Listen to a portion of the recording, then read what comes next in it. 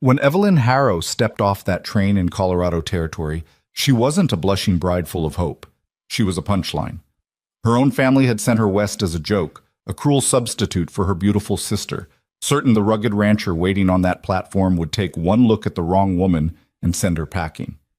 They'd place bets on how fast she'd come crawling back. But what happened next? Nobody saw it coming. Not her family, not society, and definitely not Evelyn herself. Before we dive into this incredible story, hit that like button and drop a comment with your city so I can see how far this tale travels. Now, let's begin. The Boston rain came down in sheets that April morning in 1875, turning the cobblestones slick and the already gray city even darker. Evelyn Harrow stood at her bedroom window on the third floor of the Harrow mansion, watching water stream down the glass like tears she'd stopped allowing herself years ago. She was 28 years old, a spinster by society's standards, an embarrassment by her family's. "Evelyn!" Her stepmother's voice cut through the house like a knife through butter. "Get down here this instant!" Evelyn closed her eyes. Nothing good ever followed that tone. She made her way down the curved staircase, her simple gray dress a stark contrast to the ornate wallpaper and crystal chandelier that marked the Harrow family's wealth. Money they never let her forget came from her father's second marriage, not from her deceased mother's modest inheritance. In the parlor, her stepmother Margaret stood with Evelyn's half-sister Celeste, who at 22 was everything Evelyn supposedly wasn't: petite, blonde, delicate as porcelain, the kind of beauty that made men stumble over their own feet. Celeste was smiling, which meant whatever was about to happen would be at Evelyn's expense.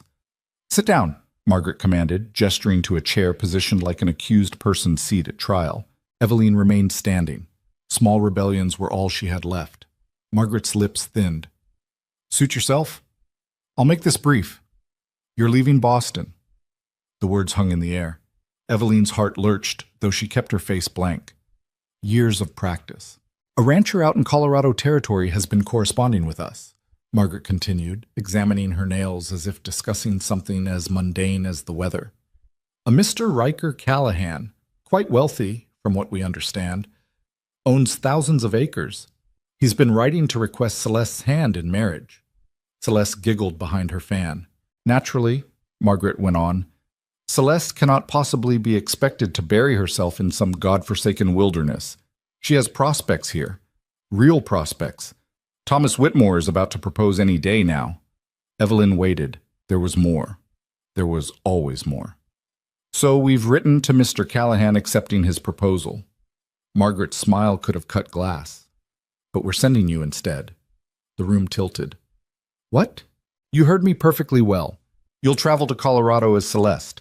Well, we haven't exactly lied. We simply haven't corrected Mr. Callahan's assumptions. When he sees what he's actually getting—" Margaret laughed, a sound like breaking china. "Well, I imagine you'll be on the next train back to Boston within hours. It will teach him not to conduct courtships through letters with women he's never met." "You're sending me as bait for your joke?" Evelyn's voice came out steadier than she felt. "I'm giving you an opportunity to be useful for once," Margaret snapped. "Your father agrees. Consider it your contribution to this family after all we've done for you." "All you've done—" Evelyn bit off the words. There was no point. They'd rewritten history so many times that truth had become irrelevant. Never mind that this house had belonged to Evelyn's mother. Never mind that Evelyn had spent her childhood being told she was too tall, too plain, too difficult, too much of everything wrong, and not enough of anything right. "The train leaves Monday," Margaret said. "Pack appropriately. Try not to embarrass us more than necessary, though I suppose that's asking the impossible." Celeste giggled again. "Can you imagine? Poor Mr. Callahan. He's expecting me and he gets that." She waved her hand dismissively at Evelyn. Something inside Evelyn cracked, not broke. She'd broken years ago, but cracked in a different way, like ice beginning to thaw. "I'll go," she said quietly. Margaret blinked. "What?" "I said I'll go." Evelyn looked directly at her stepmother. "To Colorado. I'll marry your rancher." "Don't be absurd. The moment he sees you, then I'll come back. But I'll go. Because anything was better than this. Even humiliation 1,500 miles away was better than this slow suffocation." Margaret studied her with narrowed eyes, looking for the trick, the trap. Finding none, She shrugged. Fine. It will be entertaining either way. That night, Evelyn packed her 2 small trunks. She didn't own much. Margaret had seen to that over the years. A few dresses, all practical and plain. Her mother's silver brush. 3 books she'd managed to hide. The medical texts she'd bought with money earned from sewing, studying them by candlelight when everyone else slept. Her father appeared at her door as she was folding her last shirtwaist. Nathan Harrow looked older than his 56 years, worn down by a demanding second wife and his own weakness. Evelyn, he cleared his throat. Your stepmother tells me you've agreed to this arrangement. Do I have a choice? He had the grace to look away. You could refuse. And stay here? She didn't need to elaborate. They both knew what her life in this house consisted of. Colorado is rough country. Dangerous. Nothing like Boston. I know. This man, Callahan, he's a stranger. You don't know anything about him. Evelyn folded a woolen skirt, pressing the creases sharp. I know he lives far from here. That's enough. Her father shifted his weight. I'm not a complete fool, Evelyn. I know Margaret is difficult, and I know you've borne the brunt of it, but this seems extreme. Now she looked at him, really looked at him. You've let her treat me like a servant in my own mother's house for 16 years. You've watched Celeste mock me at every turn. You've said nothing when Margaret forbade me from attending school, from seeing friends, from having any life at all. And now you're concerned? I've provided for you. I've fouad. You've kept me alive. That's not the same as providing for me. Her voice didn't rise. She was too tired for anger. I'm going to Colorado, Father. Whether to marry a stranger or to return in shame, I don't much care. Either way, I'll have seen something beyond these walls. He left without another word. Monday morning came cold and damp. The hired carriage waited outside to take Evelyn to the train station. Margaret and Celeste appeared in the foyer, dressed for a morning social call, already moving on with their day. Do try to maintain some dignity when he rejects you, Margaret said, adjusting her gloves. The Harrow name still means something. Evelyn picked up her traveling case. Does it? She didn't wait for an answer. At the station, the platform bustled with travelers and vendors and the constant hiss of steam engines. Evelyn had never been on a train before, never been allowed to go anywhere that required one. She handed her ticket to the conductor, found her seat in the second-class car, and watched through smudged glass as Boston began to slide away. Good riddance, she thought. The journey took 4 days. 4 days of constant motion, changing trains, brief stops in cities that grew progressively smaller and rougher around the edges. The other passengers changed too. Fewer fine ladies in silk, more families with hard faces and harder hands, heading west for land, for opportunity, for escape. Evelyn kept to herself mostly. Read her books, watched America transform outside her window from cultivated green to wild brown. The mountains appeared on the 3rd day, jagged and massive and so unlike anything she'd ever seen that she pressed her face to the glass like a child. A woman across the aisle noticed. First time west? Evelyn nodded. Going to meet someone? You could say that. Evelyn hesitated. A rancher. He's expecting me. The woman's weathered face softened. Mail-order bride? Something like that. Well, the woman settled back in her seat. Word of advice? The frontier ain't Boston, and that's a good thing. Out here, what you can do matters more than who you were. Man don't care if you can pour tea proper. He cares if you can shoot straight, birth a calf, and not faint at the sight of blood. I can do all 3, Evelyn said quietly. The woman looked surprised, then approving. Then you might just make it. The train pulled into Copper Ridge, Colorado Territory on a Thursday afternoon. The station was little more than a covered platform beside dirt roads and wooden buildings that looked like a strong wind might blow them over. The air smelled different here, sharp and clean, tinged with pine and dust. Evelyn stepped onto the platform, her legs unsteady after days of travel. She smoothed her traveling dress, tucked a loose strand of dark hair back into her bun, and looked around. A man stood near the edge of the platform. Tall, taller than her, which was rare. Broad-shouldered in a way that spoke of physical labor, not tailored padding. Dark hair touched with gray at the temples. Maybe 35, maybe 40. Hard to tell with the sun and wind lines around his eyes. He was scanning the arriving passengers with an expression that managed to be both hopeful and nervous. Riker Callahan. Had to be. Evelyn picked up her case and walked toward him, each step feeling like crossing a bridge that might collapse. He saw her coming. His eyes went from hopeful to confused to something else. Disappointment? No. Uncertain. He was trying to figure out if she was who he thought she was. Mr. Callahan? Her voice came out rougher than intended. He removed his hat. Yes, ma'am. You're... He stopped, started again. I'm here to meet Celeste Harrow. I know. Evelyn set down her case. Might as well get this over with. There's been a situation. Celeste isn't coming. I'm Evelyn Harrow, her half-sister. His face did something complicated, several emotions fighting for dominance. I understand if you want to send me back on the next train, Evelyn continued, proud that her voice didn't shake. My family, they thought it would be amusing to send the wrong sister. They assumed you'd be horrified and refuse me, and they could tell all of Boston about the backwards frontier rancher who couldn't tell the difference. I'm sorry you were dragged into their entertainment. Riker Callahan stood very still.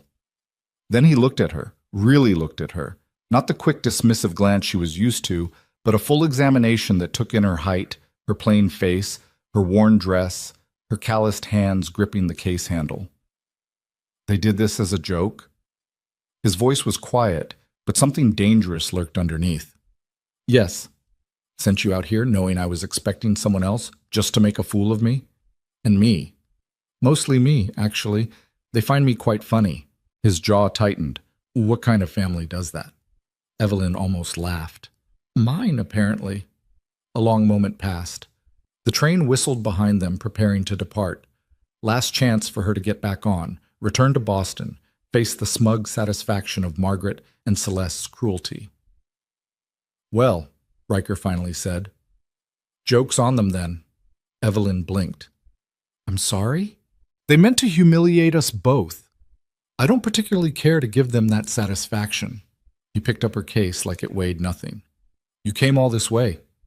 Least I can do is offer you dinner and a place to sleep before you decide what you want to do next. You don't have to... Miss Harrow. He looked at her again with those steady gray eyes. I've been ranching in Colorado Territory for 12 years.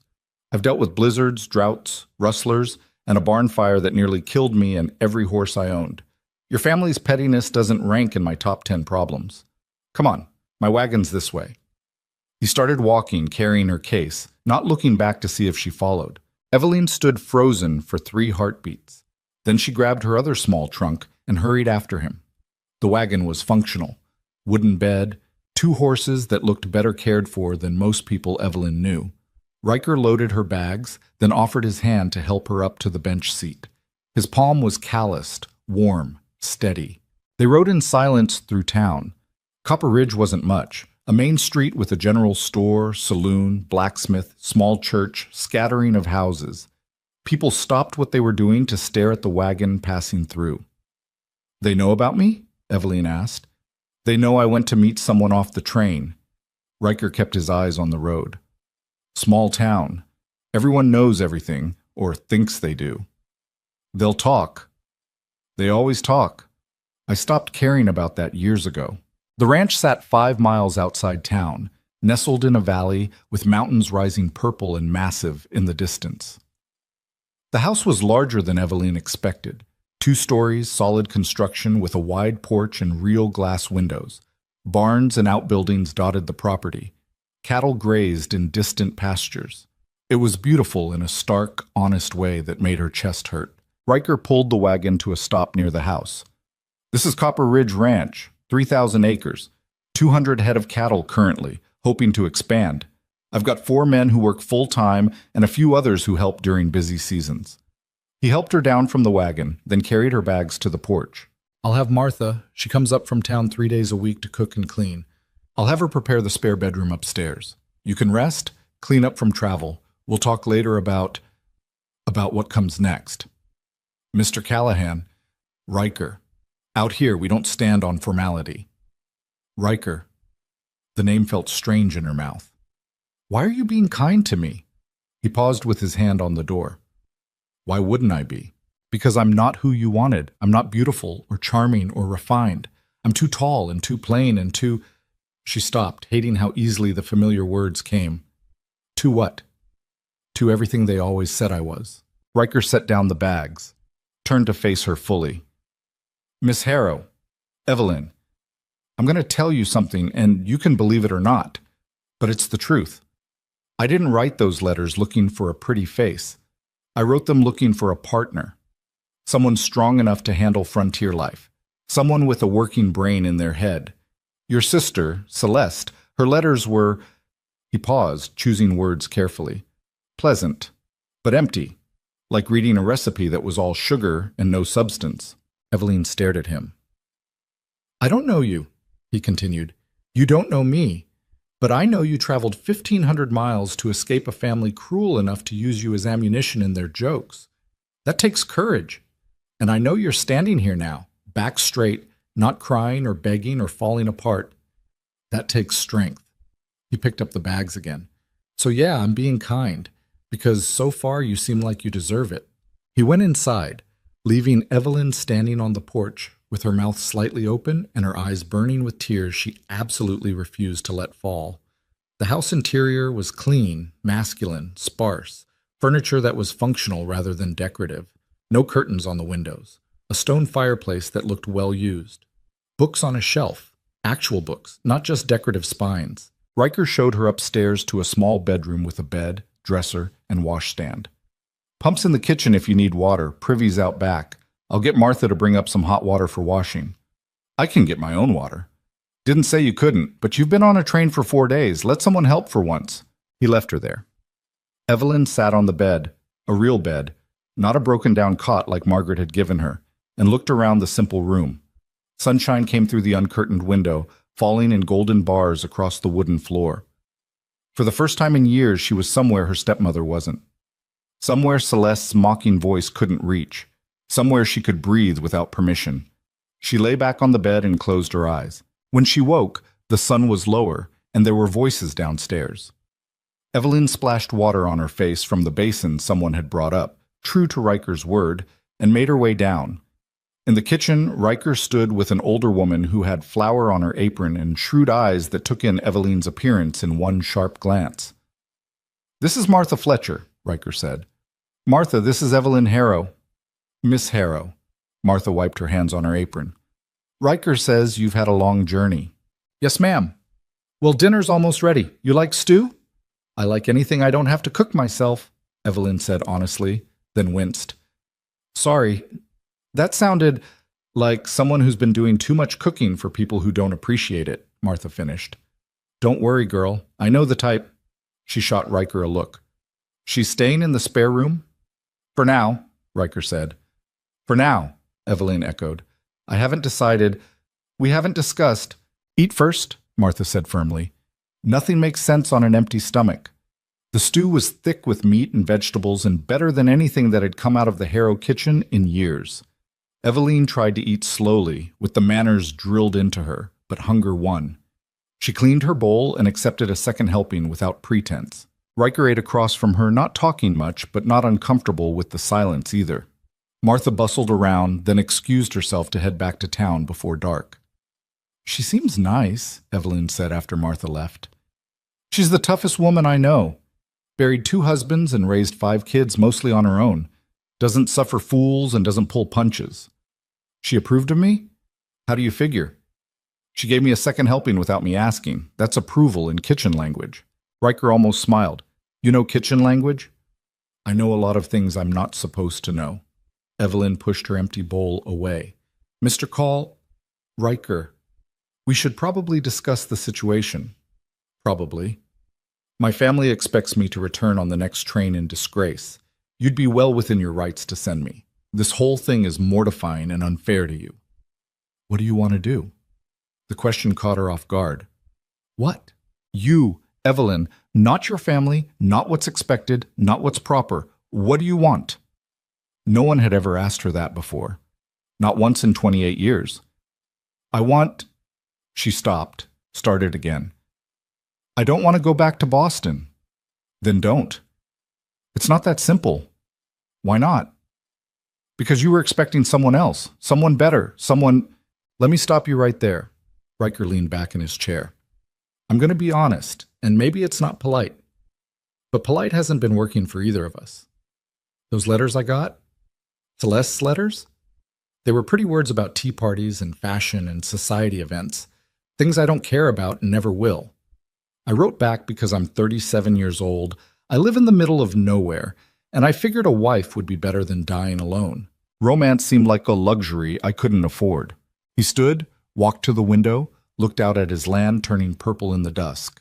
But when you stepped off that train today, looking tired and angry and scared but pretending you weren't any of those things, when you told me straight out what your family did and didn't make excuses for them, that was the first honest thing anyone said to me in months, maybe years. Evelyn's throat felt tight. You're saying you want me to stay.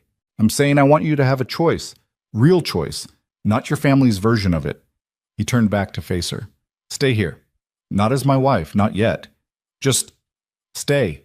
Help Martha with the house if you want or don't. Read my books, ride my horses.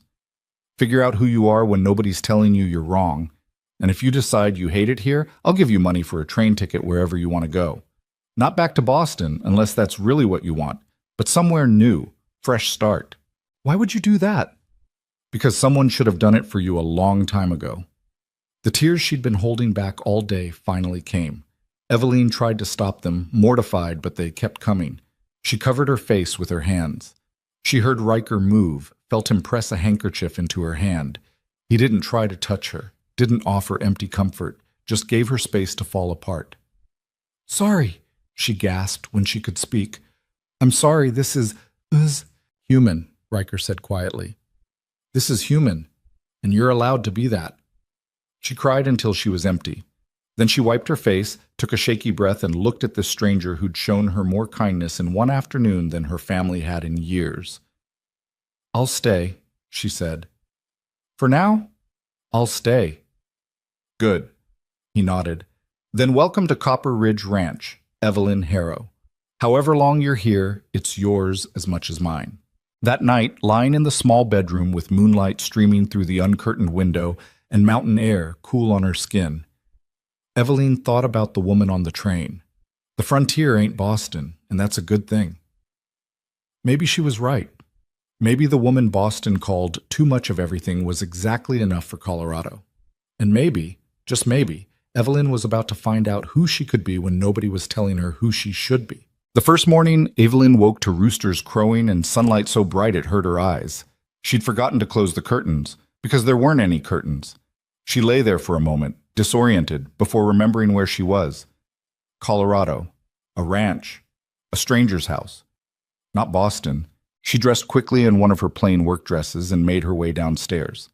The house was quiet. A note sat on the kitchen table in rough handwriting. Out with the cattle, coffee on the stove, make yourself at home. R. Make yourself at home. As if she'd ever been allowed to do that anywhere. Evelyn poured coffee into a tin cup and walked out onto the porch. The morning air bit cold despite the sunshine, sharp and clean in a way Boston air never was.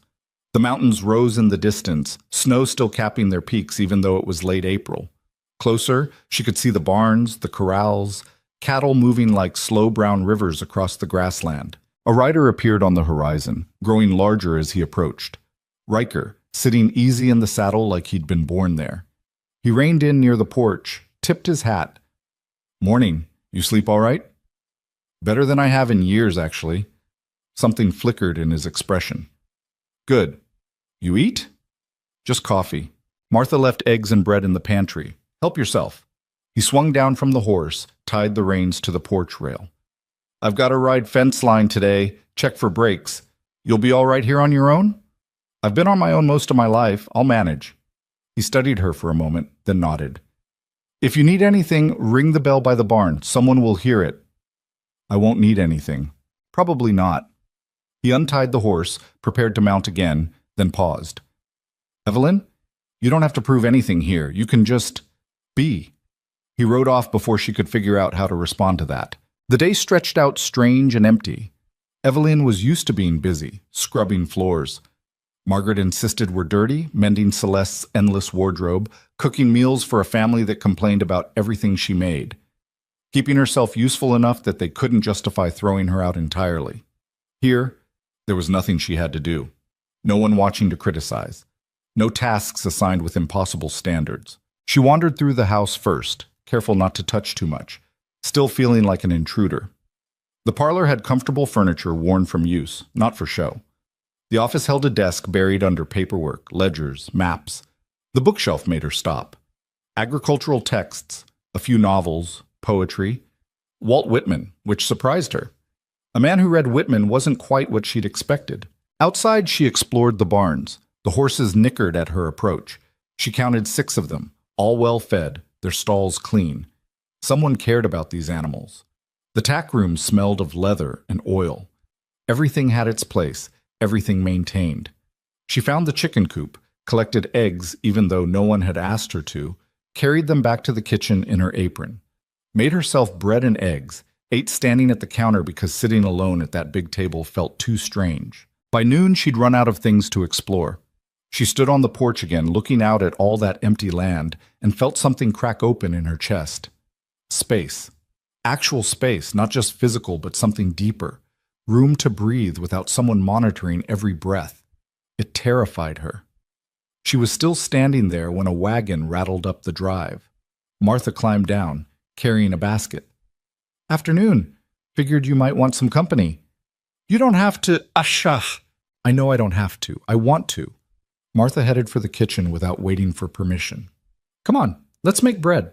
I'll teach you how we do it out here." "I know how to make bread." "Eastern bread, maybe. This is different." It wasn't really, but Evelyn didn't argue. She followed Martha inside and let the older woman boss her around the kitchen, measuring flour, kneading dough, keeping up a steady stream of conversation that didn't require much response. "Been in Copper Ridge 15 years, Martha said, punching down the risen dough. "Came out with my second husband. He died of pneumonia the first winter. Folks said I should go back east. I told them to mind their own business." "Why did you stay?" "Because back east I was Tom Fletcher's widow. Here I was just Martha.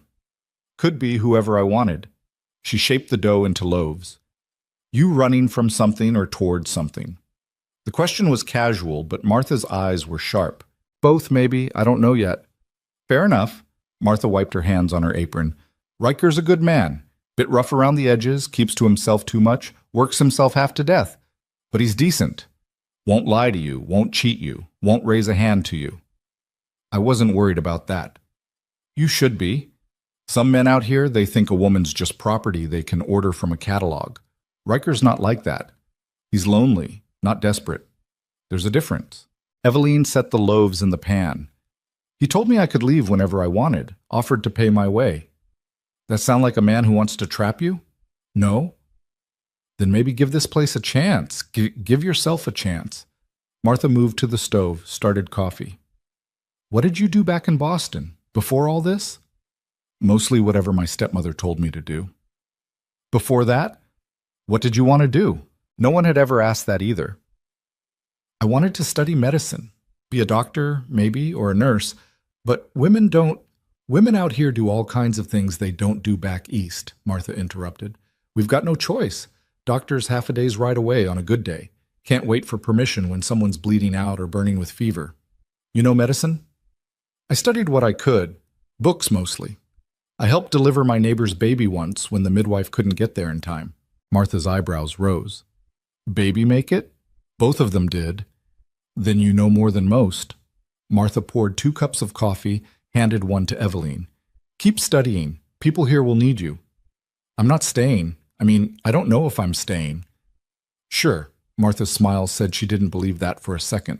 They spent the afternoon together, Martha teaching Eveline the rhythms of the ranch kitchen, where things were stored, how to manage the wood stove's temperamental heat, which chickens laid best, and which ones were just freeloading.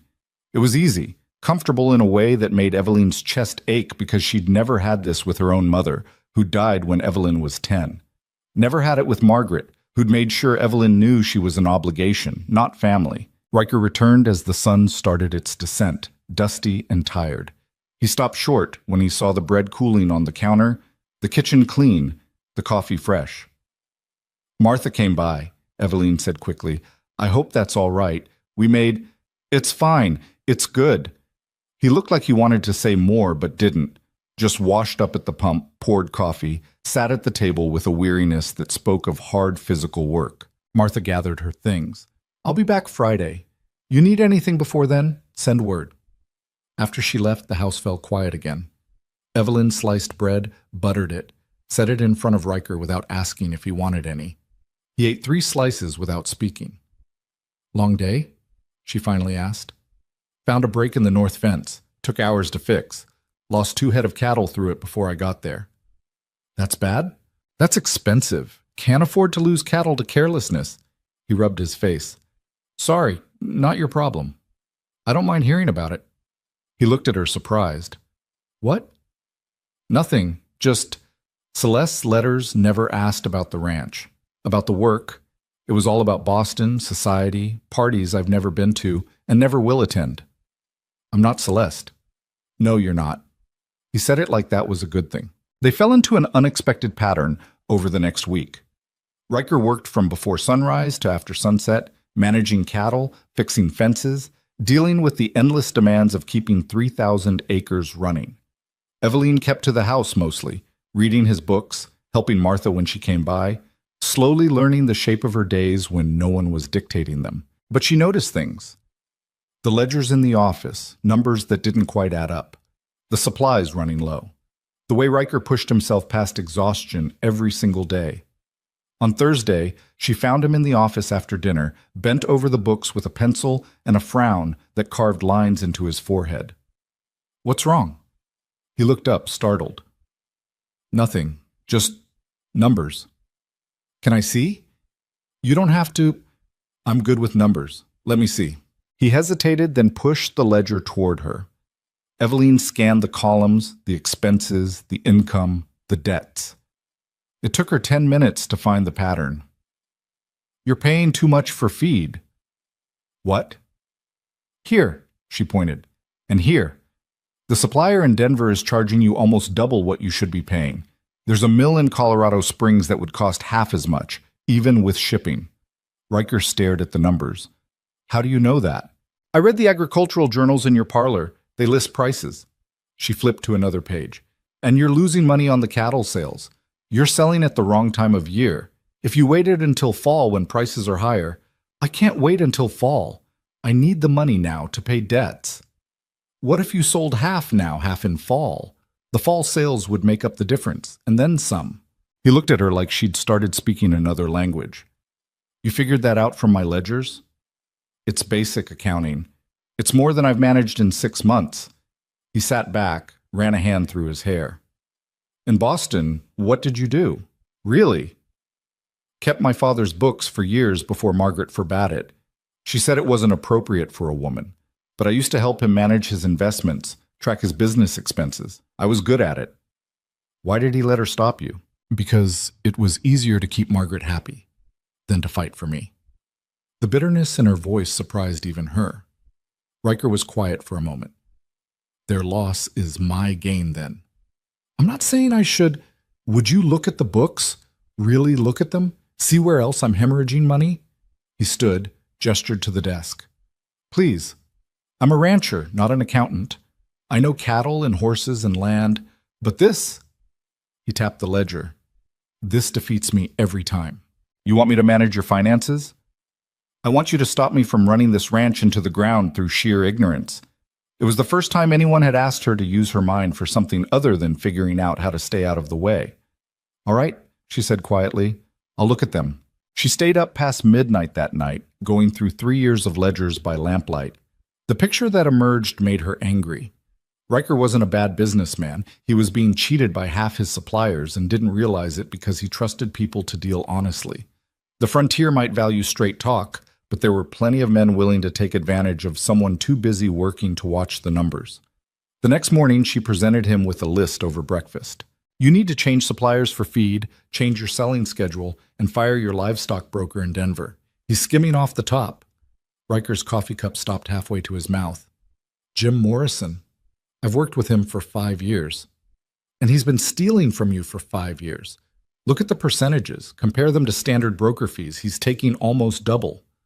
Riker studied the numbers she'd written out, his jaw tightening. Son of a... He caught himself. Sorry, I've heard worse. I trusted him. That's what he counted on. Evelyn poured herself more coffee, surprised at how steady her hands were. A week ago, she'd been terrified of overstepping. Now she was telling a man how to run his business. The feed supplier, too, and the man who sells you tack. They see a lone rancher without a wife, without family, and they think they can charge whatever they want. But I have a wife now, or close enough. Riker looked at her with something like respect. They don't know the arrangement. Far as anyone in town knows, you're here to marry me. Does that matter? It might. If they think I've got someone watching the numbers, someone who'll notice when they try to cheat me. He stood, grabbed his hat. Come to town with me today. What? Come to town. I need to visit the general store, talk to a few people. You should meet folks anyway. And he paused. I want them to see I'm not alone anymore. It wasn't romantic. It was practical, strategic even. But something in Evelyn's chest warmed anyway. Copper Ridge looked different in full daylight with Riker beside her. People stared as they walked down the main street, whispers following in their wake. Evelyn kept her back straight, her chin up, the way she'd learned to do in Boston when walking past people who mocked her. But here, the stares felt different. Curious, maybe. Assessing. Not automatically cruel. Riker!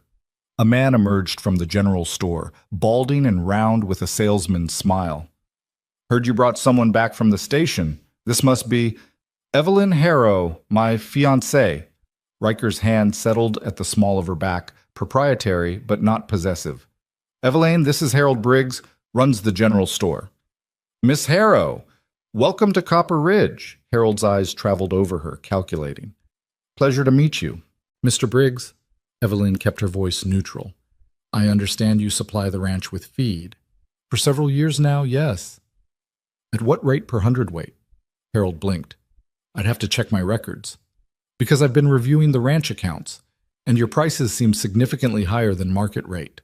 Almost 40% higher, in fact. The smile froze on Harold's face. Well, there are shipping costs to consider, the remoteness of the ranch. The ranch is 5 miles from town. That doesn't justify a 40% markup. Evelyn smiled, sweet as poison. I'm sure you'll want to revise your rates to something more reasonable. Otherwise, I believe the mill in Colorado Springs would be happy for our business. Now, Miss Harrow, there's no need to be hasty. I'm not being hasty. I'm being practical. We'll expect new rates by Monday, or we'll take our business elsewhere. She turned to Riker. Shall we? They walked away, leaving Harold sputtering. Riker waited until they were out of earshot, then laughed. Actually laughed. Deep and genuine. Did you see his face? I might have been too harsh. You were perfect. He's been overcharging me for 2 years, and I never even questioned it. Riker shook his head. You just saved me more money in one conversation than I make in a month. Good. Then maybe you can afford to keep me around. The words came out lighter than she felt. Because the truth was, she was starting to like it here. Like the work, the purpose. The way Riker treated her like her brain was an asset instead of an embarrassment. They made 3 more stops in town. Each time, Evelyn asked sharp questions, noticed discrepancies, refused to be charmed or dismissed. By the time they headed back to the ranch, she'd renegotiated prices with 2 more suppliers and made mental notes about 3 others who needed watching. You enjoy that, Riker said as they rode back in the wagon. What? The negotiating, the numbers. You're good at it. My stepmother would say it's unladylike. Your stepmother can go to hell. Evelyn laughed, surprised. Riker Callahan. Language. I mean it. Any woman who'd make her own daughter feel worthless isn't worth listening to. He glanced at her. You're not worthless, Evelyn. You're probably the most valuable thing that's happened to this ranch in years. Her throat went tight. You barely know me. I know enough. I know you're smart, capable, and you don't suffer fools. That's more than most people can say. He pulled the wagon to a stop in front of the house. I also know you're still planning to leave. I can see it in how you never fully unpack, how you're careful not to get too comfortable. I don't know what I'm planning. That's fair. But Evelyn, if you do decide to stay for real, not just as some arrangement or favor, I'd like that. Not because I need someone to manage my books, though that's useful, but because I like having you here. I like talking to someone who sees through the bull, who tells me when I'm being an idiot, who doesn't pretend to be something they're not. He climbed down from the wagon, started to unhitch the horses. Evelyn sat frozen, his words echoing in her head. Someone valued her. Not for her ability to disappear and cause no trouble, but for her mind, her honesty, her strength. It was possibly the most terrifying and wonderful thing anyone had ever said to her. That night, she wrote 2 letters. The first to her father, brief and cold, informing him she was staying in Colorado and would not be returning to Boston. The second to Celeste, even briefer, thanking her for not coming west because it meant Evelyn could have the life her sister never would have appreciated. She sealed them both, set them on the table for posting, and felt something settle in her chest. She was staying. Not forever, maybe. Not as Riker's wife yet, certainly. But staying.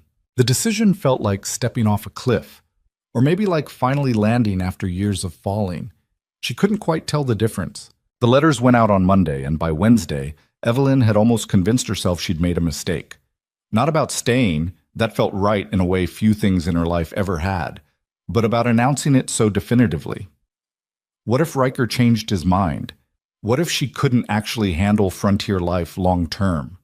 What if she was just trading one form of dependence for another? She was scrubbing potatoes at the kitchen sink, working through these thoughts, when she heard shouting from the direction of the barns. Not normal ranch shouting, the kind of yelling that meant something had gone wrong. Evelyn dropped the potato, grabbed her skirts, and ran. She found them clustered near the far corral, Riker and 3 ranch hands surrounding something on the ground. As she got closer, she saw it was a person. A boy, really, maybe 19, with his leg bent at an angle that made her stomach lurch. "Someone get the doctor," one of the hands was yelling. "Doctor's in Silver Creek today. Won't be back till tomorrow," another answered. "Then ride to Silver Creek. That's 4 hours there and 4 back. Kid could be dead by then if that leg, Evelyn pushed through the circle of men. "Move." They stared at her. "I said move." She dropped to her knees beside the injured boy who was white-faced and shaking, teeth clenched against screams. "What happened?" "Horse spooked," Riker said, his voice tight. "Threw Tommy into the fence. Landed wrong." Tommy. She'd seen him around the ranch, quiet kid with red hair and freckles.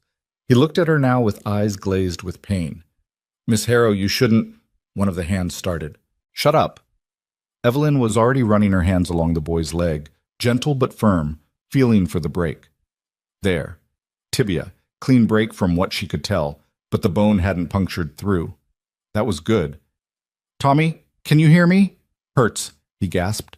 "I know. I'm going to help you, but it's going to hurt worse first. Do you understand?" He nodded, tears streaming down his face. "You." She pointed at the nearest hand, a grizzled man named Pete. "Get me 2 straight pieces of wood, about this long." She held her hands apart. "And all the clean cloth you can find. You—" She pointed at another. "Get whiskey. The good stuff, not the rot gut. And someone bring me hot water and soap, now." They scattered. Riker knelt beside her. "Evelyn, what are you—" "His leg's broken. We don't set it properly, he'll walk with a limp the rest of his life. If infection sets in, he could lose the leg entirely." She looked up at him. "I can do this. I've studied it. I've done it once before on a neighbor's son. But you have to trust me. The doctor won't get here in time. And by the time he does, the swelling will be so bad he won't be able to set the bone without cutting Tommy open. This is the best chance the boy has." Riker searched her face, then nodded. "What do you need me to do?" "Hold him steady when I tell you to, and don't let him move no matter how much he screams." The men returned with supplies. Evelyn worked fast, washing her hands in the hot water the way the medical texts had stressed, cleaning the area around the break. She gave Tommy whiskey, made him drink half a cup even though he sputtered and choked. "More," she said. "I don't—" "Drink it. Trust me, you'll want to be as drunk as possible for this." While the whiskey worked, she prepared the splints, tearing cloth into strips. The ranch hands watched in silence, their skepticism plain. A woman doing a doctor's work. It went against everything they knew. "All right." Evelyn positioned herself at Tommy's leg. "Riker, hold his shoulders. Pete, hold his other leg down. The rest of you, make yourselves useful or get out of my way." She took a breath, said a silent prayer to her medical textbooks, and pulled. Tommy screamed. The sound cut through the afternoon air like a blade. The bone made a sound as it shifted back into place, a grinding pop that made one of the ranch hands turn away and retch. But Evelyn held firm, feeling for the alignment, adjusting until the bone sat right. Then she was splinting it, wrapping it tight but not too tight, checking Tommy's toes for circulation, monitoring his breathing. "Someone get me more clean cloth," she said, wiping sweat from her forehead with her sleeve. "We need to keep this leg immobilized completely, and he'll need water, food, somewhere clean to rest. The bunkhouse won't do. Too much dirt, too much risk of infection." "He can have the spare room next to yours," Riker said immediately. "We'll move him careful." It took 4 of them to carry Tommy to the house, the boy drifting in and out of consciousness from the whiskey and pain. Evelyn directed them like a general commanding troops, and they obeyed without question now. Whatever doubt they'd had evaporated when that bone clicked into place. Once Tommy was settled, Evelyn sat beside his bed with a basin of cool water, monitoring his fever, changing the cloth on his forehead. Martha arrived an hour later, took one look at the situation, and started making soup. "Heard there was trouble," she said, not asking, just stating. "Tommy broke his leg. I said it." Martha glanced at her. "You know what you're doing?" "I hope so. Otherwise I just tortured that boy for nothing." "The screaming was a good sign. Means he's still got fight in him." Martha added vegetables to the pot. "How'd you learn to set bones?" "Books, mostly. Watched a doctor do it once. Did it myself once before, but that was a smaller break. This was..." Evelyn looked at her hand, still steady despite everything. "This was worse. But you did it anyway. What choice did I have? Let him suffer until tomorrow? Hope the doctor could fix it after 8 hours of swelling? Most women would have fainted or cried or run for help." "I'm not most women." Evelyn said it without thinking, then stopped. "I mean, I know what you mean." Martha's smile was approving. "And you're right. You're not." Tommy slept through the afternoon and into the evening, his breathing steady, his color slowly returning. Evelyn checked on him every hour, watching for signs of fever or infection. Around 8, Riker appeared at the door with a plate of food. "Martha says you haven't eaten." "I'm fine." "Evelyn." He set the plate on the dresser, pulled up a chair beside her. "Eat. You're no good to Tommy if you collapse." She ate because he was right, but her appetite had vanished somewhere between the screaming and the waiting. Riker sat with her in silence, the lamplight casting shadows across his tired face. "Where did you learn to do that?" he finally asked. "I told you. I wanted to study medicine. My stepmother forbade it, so I studied in secret. Bought books with money I made from sewing, read them at night when everyone was asleep." She set down her fork. "I helped deliver Mrs. Patterson's baby when I was 23. The midwife was drunk, and the doctor wouldn't come because Mrs. Patterson couldn't pay. So I went. Delivered a healthy baby boy and kept the mother from bleeding to death." "What did your family say?" "They never knew. Mrs. Patterson was our washerwoman, beneath our notice, according to Margaret. She gave me a silver thimble as thanks. I still have it." Riker was quiet for a moment. "You saved Tommy's life today." "Maybe. We won't know for certain until the swelling goes down and we see if the bone's set properly." The men were talking. They said they've never seen anything like it. Pete said his sister lost her leg to a break half as bad because the doctor botched the setting. "I might have botched it too." "But you tried. You didn't hesitate, didn't wait for someone else to handle it. You just did what needed doing." He reached over, covered her hand with his. "You're something else, Evelyn Harrow." His hand was warm, calloused, steady. She didn't pull away. "I was terrified," she admitted quietly. "The whole time. What if I made it worse? What if he loses the leg anyway? What if—" "But you did it anyway. That's what courage is. Not the absence of fear. Doing it scared." They sat like that, hands touching, watching Tommy breathe, until Martha appeared to shoo Riker out and insist Evelyn get some sleep. "I'll watch him," Martha said firmly. "You've done enough for one day." Evelyn wanted to argue, but exhaustion hit her like a physical weight. She stumbled to her room, fell into bed fully dressed, and was asleep before her head hit the pillow. She woke to sunlight and voices, men's voices coming from Tommy's room. She threw on a shawl and rushed down the hall, heart pounding. Had something gone wrong? Was he... Never seen a woman do anything like that in my life, Pete was saying. Steadier hands than Doc Jenkins, another voice added. Tommy was awake, propped up on pillows, looking pale but alive. The ranch hands clustered around his bed like visitors at a shrine. They all turned when Eveline appeared. Miss Harrow. Pete stood, pulled off his hat. We wanted to thank you for saving the kid. I haven't saved him yet. We still need to watch for infection, monitor the healing. You saved him, Tommy said, his voice rough but firm. I felt that bone go back in place, miss. Knew right then I was going to be all right. You're going to be in bed for weeks and then on crutches for months after that. But I'll walk again. Pete's sister, she never walked right after her break. You gave me that, gave me my leg back. The gratitude in his young face made Eveline's throat tight. I just did what anyone would. No, ma'am, Pete interrupted. You did what a doctor would do. Better than a doctor, because you were here and you didn't think twice about helping. The other men nodded. There was something in their eyes she'd never seen before. Not suspicion or dismissal or the cruel amusement she was used to. Respect. Actual respect. Well, she managed. Someone needs to change those bandages and check the splint. So if you gentlemen would give us some privacy? They filed out, each one tipping his hat or nodding as they passed. Pete paused at the door. My wife's expecting, due in about 2 months. Would you, if there's trouble, would you be willing to help? I'm not a midwife. But you know more than most, and you don't panic. That matters. Eveline looked at this rough man, hat literally in hand, asking her for help, trusting her. Yes, she heard herself say. If you need me, I'll help. His relief was palpable. Thank you, Miss Harrow. Thank you. After he left, Tommy grinned at her.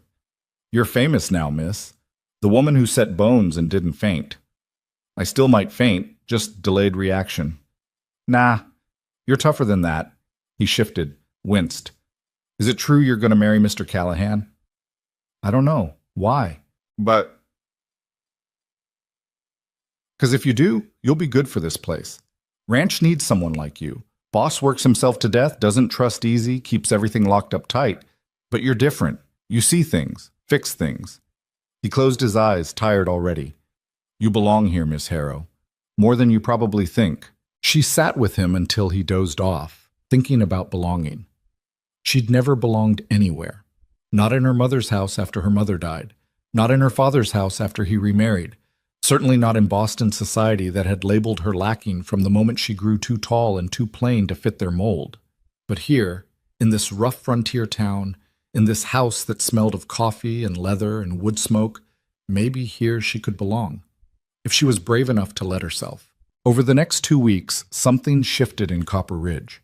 Word spread about what Eveline had done, and suddenly she wasn't just the strange woman Riker had brought back from the train station.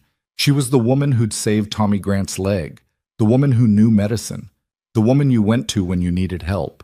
A rancher's wife came by with a sick child, fever that wouldn't break.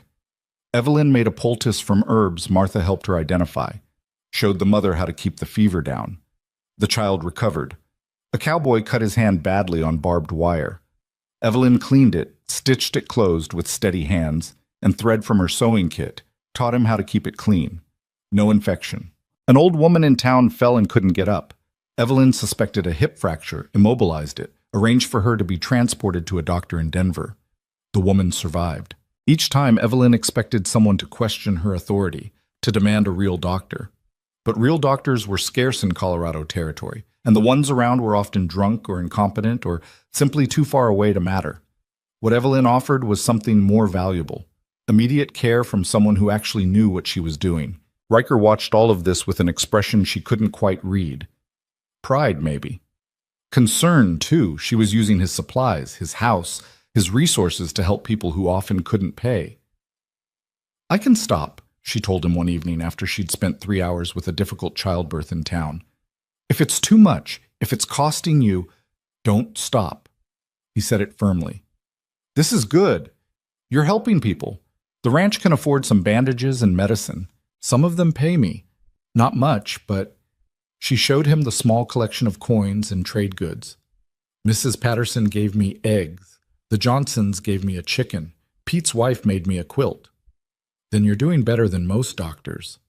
He smiled, and it changed his whole face, made him look years younger. Evelyn, you're building something here, building trust. That matters more than money. I'm not a real doctor. You're real enough for the people you're helping. That's what counts. She wanted to believe him, wanted to believe she was actually doing good instead of just playing at something beyond her capabilities. But doubt lingered, familiar and cold. The doubt evaporated the day Pete came riding up to the ranch house, his horse lathered and his face white with panic. "It's Sarah," he gasped. "The baby's coming and something's wrong. She's bleeding and the baby won't. Please, Miss Harrow, please." Evelyn was already moving. "Riker, get the wagon. Martha, pack my medical supplies. Pete, take a breath and tell me exactly what's happening." They made it to Pete's homestead in 20 minutes that felt like hours. Sarah was in bed, her face gray with pain and blood loss. Too much blood. Evelyn took one look and knew this was beyond anything she'd done before. The baby was breech. She could feel it immediately, feet first instead of head, and Sarah was losing blood from somewhere internal, somewhere Evelyn couldn't see to stop. "How long has she been laboring?" Evelyn asked, scrubbing her hands, fighting panic. "Since yesterday morning, over 24 hours. "Too long, much too long." "Sarah." Evelyn leaned over the exhausted woman. "I need you to listen to me. Your baby is turned wrong. I'm going to try to turn it, but it's going to hurt. Do you understand? Just save my baby," Sarah whispered. "Promise me. I'm going to try to save both of you, but I need you to trust me and do exactly what I say." What followed was the longest hour of Evelyn's life. She'd read about turning breech babies in her medical texts, studied the diagrams until she could see them in her sleep. But reading about it and doing it with your hands inside a woman's body while she screamed and bled were entirely different things. Riker held Sarah's shoulders. Pete held her hand, tears streaming down his face. Martha boiled water and handed Evelyn supplies and prayed silently. And Evelyn worked. Felt for the baby's position, tried to ease it around, failed, tried again. Her arms ached. Sweat poured down her face. Sarah's screams echoed off the cabin walls. "I can't," Sarah gasped. "I can't do this." "Yes, you can, Evelyn said, her voice steadier than she felt. "You're strong. Stronger than you know. One more push. Give me one more push." She felt the baby shift, felt it turn, finally, head down like it should be. Felt Sarah bear down with strength that shouldn't have been possible after so many hours of labor. And then there was crying. Not Sarah's crying, a baby's cry, thin and outraged and alive. Evelyn pulled the baby free, a tiny girl with dark hair and a fierce scowl. She cleared the infant's mouth, cut the cord with shaking hands, wrapped her in a clean cloth. "A daughter," she said, her voice breaking. "Pete, you have a daughter." But Sarah was still bleeding. Evelyn handed the baby to Martha, turned back to the mother. The placenta came out wrong, torn, pieces missing. That's where the bleeding was coming from. She worked fast, removing fragments, packing the wound with clean cloth, applying pressure, praying to anyone who might be listening that it would be enough. It took another hour before the bleeding finally slowed. Another hour of Evelyn's hands inside Sarah's body, removing tissue, stopping hemorrhage, doing things no woman without medical training should know how to do. When it was finally over, when Sarah's color started returning and the bleeding had stopped and the baby was nursing, Evelyn walked outside and vomited in Pete's yard. Riker found her there, shaking and sick. He didn't say anything, just handed her a canteen of water, stood beside her while she pulled herself together. "She could have died," Evelyn said finally. "They both could have died. If I'd been wrong, if I'd turned the baby wrong, if I hadn't found all the placental fragments, but you did. They're alive because of you. I'm not qualified for this. I'm not a doctor. I'm just a woman who read some books and got lucky. Luck doesn't set bones or turn breech babies." He turned her to face him, hands gentle on her shoulders. "Evelyn, you saved 3 lives this month. 3. How many doctors can say that? A real doctor would have known what to do immediately, wouldn't have been scared, wouldn't have... Every doctor is scared sometimes. The good ones are scared. And do it anyway." He wiped a smudge of blood from her cheek. "You're a good doctor, Evelyn. Maybe the best this territory has seen in years." She wanted to argue, but she was too tired. She leaned against him instead, let him hold her up while the adrenaline drained away and left her hollow. Inside, Pete held his daughter and his wife's hand, both of them alive, both of them whole. Because Evelyn had known what to do. Had done it scared, done it uncertain, but had done it. The ride back to the ranch was quiet. Martha dozed in the back of the wagon. Riker drove, shooting occasional glances at Evelyn like he was checking to make sure she was still there. "You know what this means," he said eventually. "What?" "You're the closest thing to a doctor for 50 miles. People are going to need you, constantly. Birth, breaks, sickness, everything." "I know." "You sure you want that? It's not easy work. It's not safe work. And it won't make you rich." Evelyn thought about Sarah's face when she held her baby for the first time. About Tommy walking again. About all the people who'd thanked her with eggs and chickens and handmade quilts because it was all they had to give. "I want it," she said. "I want to help." "Then we'll make it work. Set up a proper space for you to work, get you real medical supplies, whatever you need." "Riker." "What?" "Why are you doing this? Supporting me in this? Most men would say it's inappropriate, unseemly, not a woman's place." He was quiet for a long moment. "Because watching you work is like watching someone finally do what they were meant to do. And I'm not about to be the man who stands in the way of that." Something warm and terrifying bloomed in Evelyn's chest.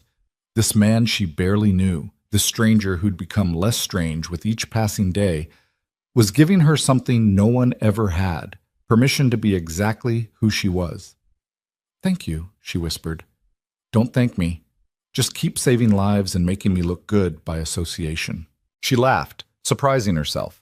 Laughed until she cried, until all the fear and adrenaline and overwhelming emotion of the day poured out. And Riker let her, didn't try to stop her or tell her to calm down. Just drove the wagon and let her fall apart and put herself back together. By the time they reached the ranch, night had fallen complete. Stars blazed overhead in numbers Evelyn had never seen in Boston's sky. She stood in the yard for a moment, looking up, feeling impossibly small and impossibly significant all at once. She'd saved 3 lives this month, had found a purpose, had maybe, possibly, found a home. And the woman Boston had called worthless was beginning to believe that maybe, just maybe, they'd been wrong about her all along. The letter arrived on a Tuesday morning, 3 weeks after Sarah Grant brought her baby girl home, healthy and whole. Evelyn was in the kitchen making coffee when Riker walked in from collecting the mail in town, his face tight in a way that made her stomach drop. "What's wrong?" He handed her an envelope. Expensive paper, Boston postmark, her father's law firm embossed in the corner. She didn't need to open it to know it was bad news. "You want me to stay while you read it?" Riker asked. "No, yes, I don't know." She set down the coffee pot, her hands suddenly unsteady. "Maybe you should read it. I don't think I can." He took the letter back, broke the seal, scanned the contents. His expression went from concern to furious in the space of 3 sentences. "Those absolute bastards." "What does it say?"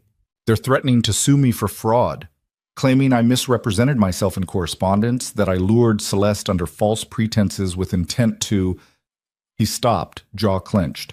"They're making it sound like I kidnapped you." Evelyn's legs went weak.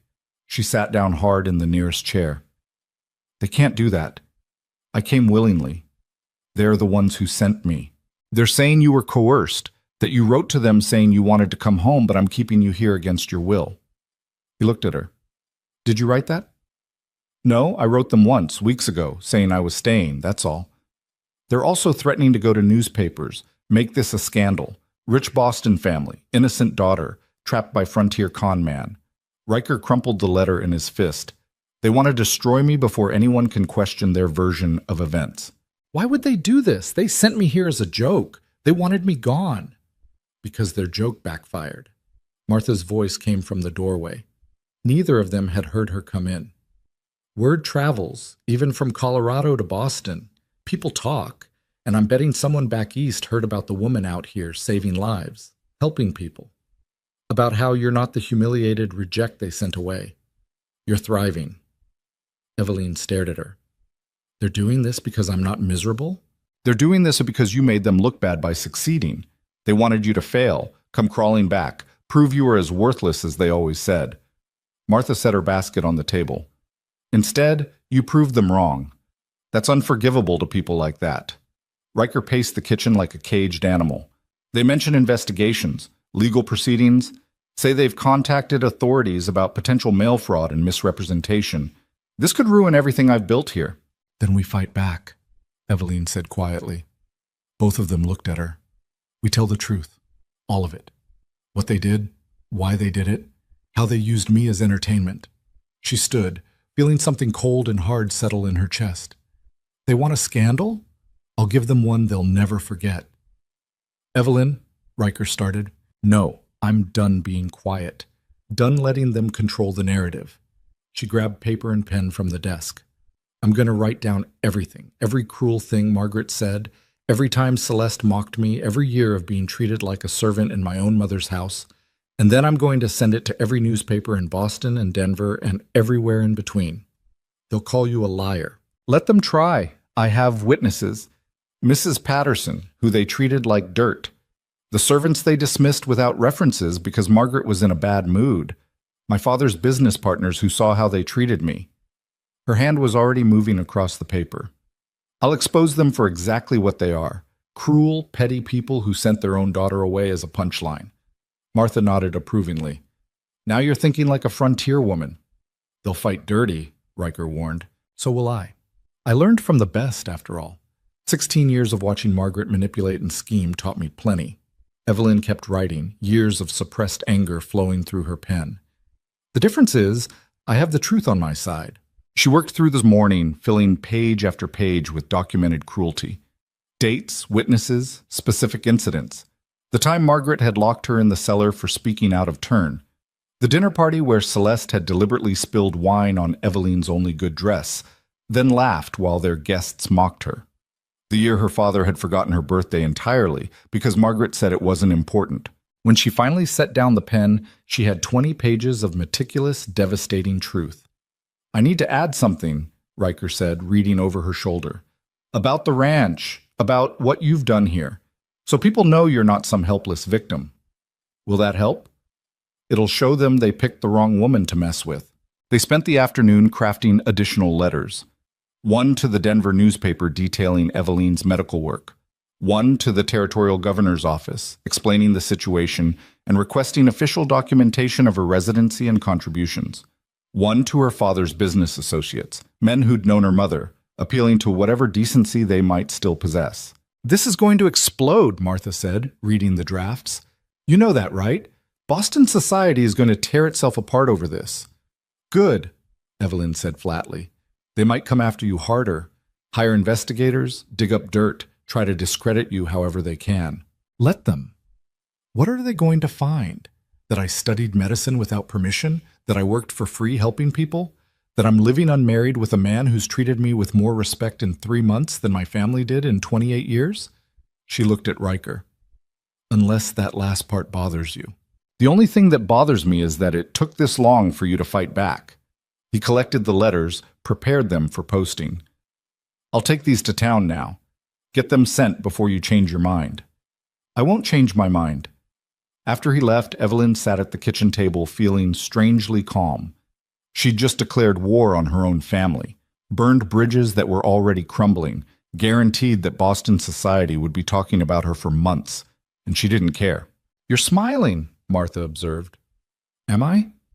Like a woman who just lifted a weight off her shoulders.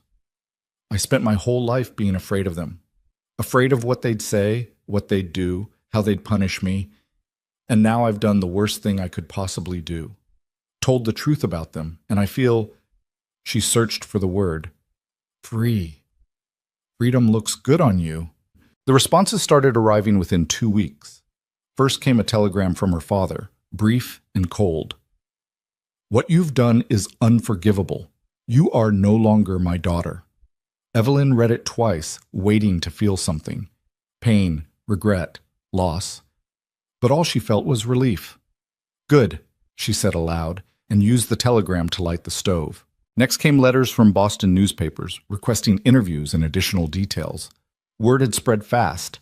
A society daughter exposing her family's cruelty made for excellent scandal. The story had everything: wealthy families, a frontier romance, medical heroics, and betrayal. But the response that mattered most came from Denver. The territorial newspaper had printed her story in full, complete with testimonials from people she'd helped in Colorado. Tommy Grant describing how she'd set his leg. Sarah Grant thanking her for saving her life and her daughter's.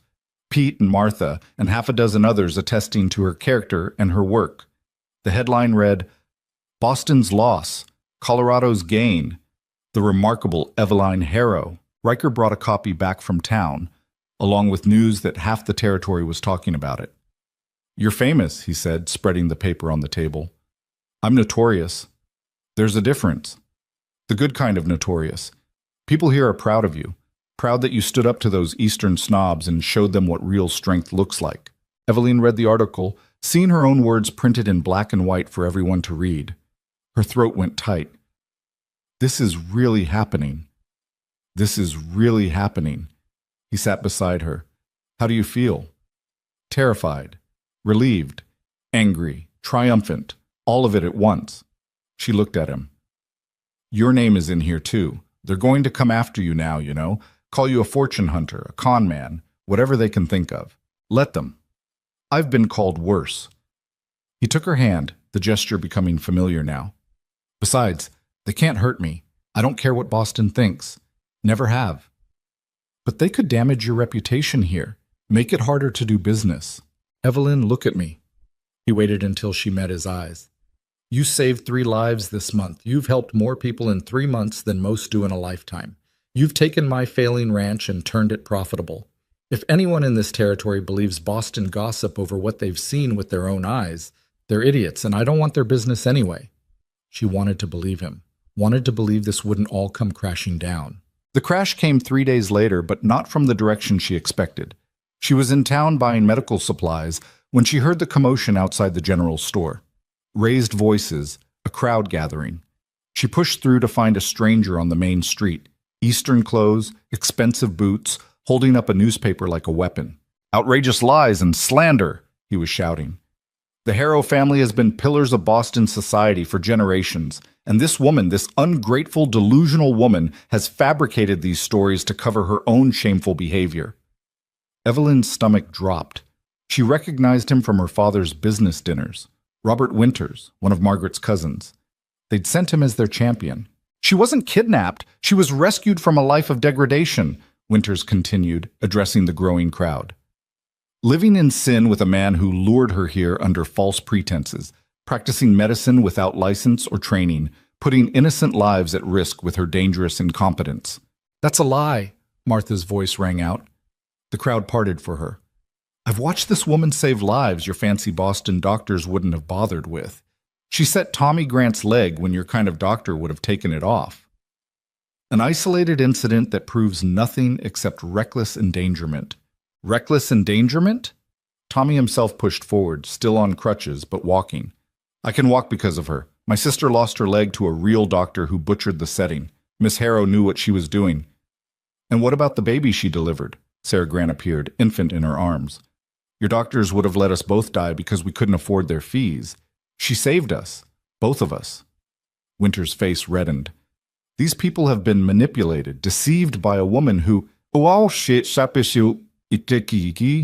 told the truth about her family," Eveline said, stepping forward. The crowd went silent. "Hello, Mr. Winters? I'm surprised Margaret sent you all this way.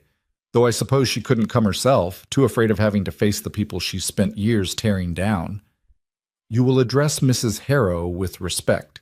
"I'll address her however I please. She's not here to control me anymore." Eveline moved closer, aware of the entire town watching. "Tell me, Mr. Winters, did Margaret mention that she's the one who sent me here? That it was her idea, her joke? Or did she conveniently forget that part when she painted herself as the concerned parent?" "She sent you here because this man," he pointed at Riker, who'd appeared at Eveline's side, "requested a wife through fraudulent correspondence. He requested Celeste. Margaret sent me instead because she thought it would be funny. She wanted me to be rejected, humiliated, sent crawling back so she could tell all of Boston about it at her tea parties." Eveline's voice carried across the silent street. "But I didn't come crawling back. I stayed. I built a life here. And that's what she can't stand. That the daughter she called worthless turned out to be worth more than she ever imagined." You're delusional. Am I? Then why are you here? Why did she send you 1,500 miles to discredit me if I'm so worthless? Why does she care what I do in Colorado if I'm the embarrassment she always claimed I was? Winter's mouth worked, but no sound came out. I'll tell you why, Evelyn continued. Because every life I save, every person I help, every day I thrive out here proves she was wrong about me. And Margaret Harrow cannot stand being wrong. The legal proceedings will continue regardless of your theatrics. Let them. I have documentation of everything. Witnesses. Proof. She crossed her arms. What do you have? Margaret's version of events and whatever lies she's convinced you to tell. Good luck with that. The crowd murmured approval. Winters looked around, realized he'd lost them, tried one more time. This town should be ashamed, harboring a woman of such questionable morals. Get out! Pete's voice cut through the street. We don't want you here. You can't order me. I said get out. Pete wasn't alone anymore. A dozen men had moved forward, ranch hands and shopkeepers and miners forming a wall. Miss Harrow is one of ours. You want to insult her? You insult all of us. This is absurd. You've got until sundown to leave town, the sheriff said, stepping forward. After that, I'll find a reason to arrest you. Disturbing the peace, public slander, something creative. Your choice. Winters sputtered, threatened, tried to regain control, but the crowd had turned against him. These were frontier people who valued action over words, who'd seen what Evelyn could do with their own eyes. No amount of Eastern rhetoric was going to change their minds. He left on the afternoon train, still blustering about lawsuits and consequences. The moment he was gone, the crowd erupted in cheers. People swarmed Evelyn, thanking her, supporting her, treating her like she'd won some kind of war. Maybe she had. Riker stayed close, a steady presence at her back, until they finally made it to the wagon. The ride home was quiet, both of them processing what had just happened. You were magnificent, he said finally. I was angry. Same thing, in your case. He glanced at her. You know they're not going to stop. Winters will report back they'll try something else. I know, but I'm not backing down. Good, neither am I. He pulled the wagon to a stop in front of the house, turned to face her. Evelyn, there's something I need to say. Something I should have said weeks ago. Her heart started pounding. What? When you first got here, I thought I was being charitable, giving a woman in a bad situation a safe place to land, but that's not what happened. He took her hand. You saved this ranch. You saved me. In a lot of ways, I didn't even know I needed saving. You're smart and strong, and you don't take anyone's nonsense. And somewhere along the way, I fell completely in love with you. The world tilted. Riker Shiike, I know the timing is terrible. I know we're in the middle of this mess with your family, but I needed you to know. You don't have to stay here because you have nowhere else to go. You don't have to marry me because it's convenient or expected. You have choices now, real choices. He squeezed her hand. But if one of those choices could be staying because you want to, because you maybe feel the same way I do, that would be everything. Evelyn looked at this man who'd given her space to breathe, room to grow, permission to be exactly who she was, who'd supported her medical work without question, defended her against her family's attacks, stood beside her while the whole territory watched. I'm not easy to love, she said quietly. I'm stubborn and opinionated, and I have more baggage than a train station. I know. I don't care. I'll probably always be fighting with my family in some way. This scandal isn't going to disappear. I know, still don't care. And I'm going to keep practicing medicine, keep helping people, even when it's dangerous or difficult, or takes me away from the ranch. I'm counting on it. His thumb traced circles on her hand. Anything else I should know? I love you too, she whispered. I didn't want to. I tried not to, but I do. He kissed her then, right there in the wagon in front of the house, and it felt like coming home. Not the home she'd grown up in, where she was never good enough, but a real home, built on respect and partnership and the kind of love that didn't require her to be anyone but herself. When they finally pulled apart, he was grinning. So you'll marry me? For real this time, not as some arrangement? Yes, but we're doing it soon before my family can try to stop it. How soon? This weekend. Small ceremony, just us and the people who matter. Your family is going to lose their minds. Probably, but they'll lose them in Boston, and I'll be here, married to you, living the life they said I'd never have. She smiled. Sounds perfect to me. They were married that Sunday in Martha's parlor, with Pete and Sarah and Tommy as witnesses. No fancy dress, no elaborate ceremony. Just vows spoken honestly, rings exchanged, and a kiss that sealed promises they both intended to keep. The news reached Boston 10 days later. Evelyn's father sent one final telegram. You have made your choice. Do not contact this family again. She read it, showed it to Riker, and laughed. Should I feel bad that I don't feel bad? You should feel free, he said, which is exactly what you look like. That night, lying in bed beside her husband, still a strange and wonderful thought, Evelyn thought about the woman who'd stepped off that train 3 months ago. Tired, scared, convinced she was heading toward another humiliation. That woman would never have stood up to someone like Robert Winters, would never have declared her love out loud, would never have believed she deserved any of this, the respect, the purpose, the partnership. But that woman didn't exist anymore. She'd been replaced by someone stronger, someone who'd learned that worth wasn't determined by family or society or anyone else's opinion. Worth was what you did, who you helped, how you showed up when things got hard. And Evelyn Callahan, she tried the name out in her mind, liked the sound of it, had shown up, was still showing up, would keep showing up for every person who needed her, every challenge that faced her, every day of the life she'd chosen. Boston had thrown her away thinking she was garbage. Colorado had proven she was gold. And the woman they'd called worthless had become invaluable. The scandal reached its peak in late October, 6 months after Evelyn had first arrived in Colorado. The newspapers had been feasting on the story for weeks. Boston society divided between those who defended the Harrow family and those who quietly admitted they'd always found Margaret insufferable. Evelyn's expose had opened floodgates, and suddenly other people were coming forward with their own stories of the Harrow family's cruelty. A former servant described being dismissed without references after Margaret accused her of theft that never happened. A business partner of her father's admitted he'd witnessed the mistreatment but said nothing because it wasn't his place to interfere.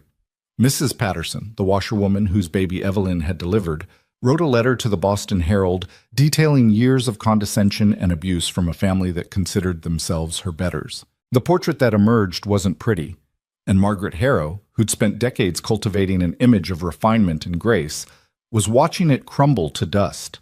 Evelyn learned all this from newspapers that arrived weeks late, reading about her own life like it belonged to a stranger.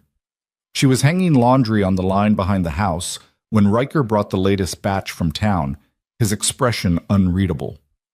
"You need to see this one," he said, handing her a copy of the Denver Post. The headline made her stop breathing. Harrow family finances in shambles. Daughter's allegations spark investigation. She scanned the article quickly. Her father's business partners, apparently spooked by the scandal, had started asking questions about their investments. Auditors had been brought in, and what they found was damning. Years of mismanagement, questionable dealings, money moved between accounts in ways that didn't quite add up. "They're saying your father might face criminal charges," Riker said quietly. "Fraud, embezzlement. Margaret's spending habits buried them in debt they've been hiding for years." Evelyn sat down on the porch steps, the newspaper trembling in her hands.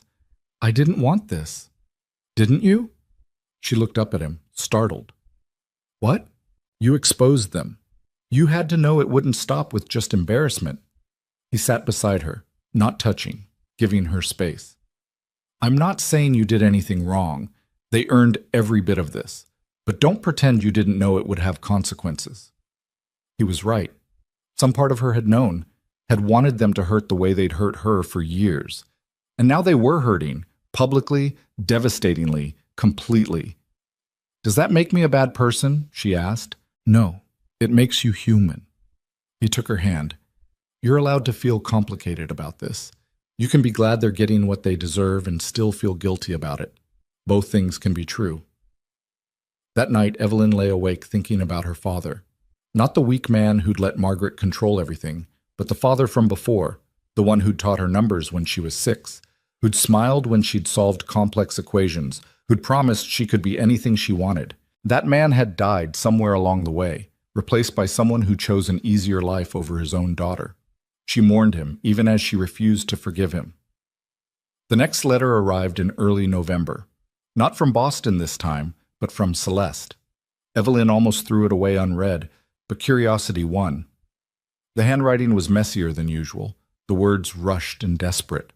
Evelyn, I know I have no right to ask anything of you, but I'm begging. Father is facing prison. Mother's reputation is destroyed. My engagement to Thomas fell apart. He said he couldn't be associated with our family anymore. We've lost everything. The house is being sold to pay debts. We have nowhere to go. Please, if you have any charity in your heart, any family feeling left, help us. Send money. Speak to your husband. He's wealthy. You owe us that much after what you've done. Your sister, Celeste. Evelyn read it 3 times, feeling nothing but a cold, hollow fury. The nerve, Martha said when Evelyn showed it to her later. After everything they did, she thinks you owe them? She always thought I owed them. For the privilege of existing in their presence, apparently. Evelyn folded the letter carefully. She doesn't even apologize, doesn't acknowledge what they did wrong. Just assumes I'll come running with money to save them. What are you going to do? Nothing. Absolutely nothing. She fed the letter into the stove, watched it burn. They made their choices. I made mine. They don't get to benefit from the life they tried to destroy. But the letters kept coming. Celeste wrote twice more, each one more frantic than the last.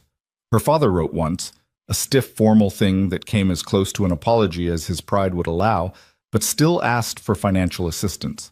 Even distant relatives started reaching out. People who'd never given Evelyn the time of day before, suddenly remembering they were family. Evelyn burned every letter, sent not a single reply. Does it bother you? Riker asked one evening as she tossed another unopened envelope into the fire. That they're struggling? Sometimes. Late at night when I can't sleep, I think about Celeste and wonder if she's scared, if she's hungry, if she finally understands what it feels like to be powerless. Evelyn watched the paper curl and blacken. And then I remember every time she laughed when Margaret locked me in the cellar, every dinner party where she made jokes about my appearance while guests snickered, every single moment she had the chance to be kind and chose cruelty instead. And I stopped wondering. They're adults. They made their choices. Now they get to live with them, same as I've had to live with mine. But one letter got through, literally got through, handed directly to Evelyn by a rider who arrived at the ranch in mid-November. Not from family this time, from Mrs. Patterson, the washerwoman. Dear Miss Evelyn, it began in careful, labored handwriting. I hope this letter finds you well. I wanted you to know that your testimony helped more than just yourself. After I wrote my letter to the papers, other servants came forward. We're organizing, trying to make sure what happened to us doesn't happen to others. You gave us courage to speak up. I also wanted you to know your stepmother is leaving Boston. She's moving to her sister's house in Philadelphia. Your sister is going with her. Your father sold the house last week. I thought you should know. The washerwoman who remembers, Mrs. Patterson. Eveline read the letter 3 times, her throat tight.